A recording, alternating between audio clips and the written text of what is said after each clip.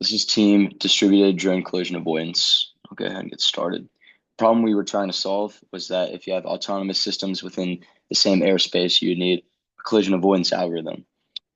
And our solution was to have them detect if they're within a certain distance of each other and enter an avoidance algorithm. And that algorithm included the use of altitude adjustment.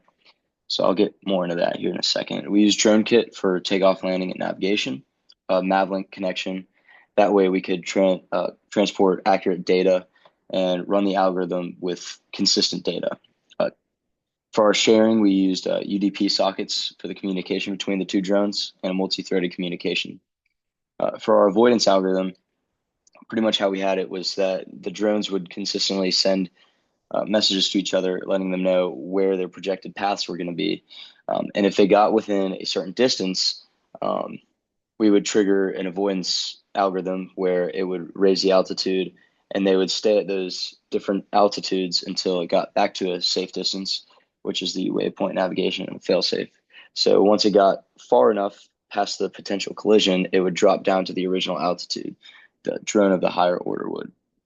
When we were running it, we ran into some issues, but with our results, we realized that there was a altitude misinterpretation with global versus relative variables, where the global ones would be relative to sea level. So when we first started it, one drone was just shooting up straight into the sky, trying to get to the discrepancy that was in the code.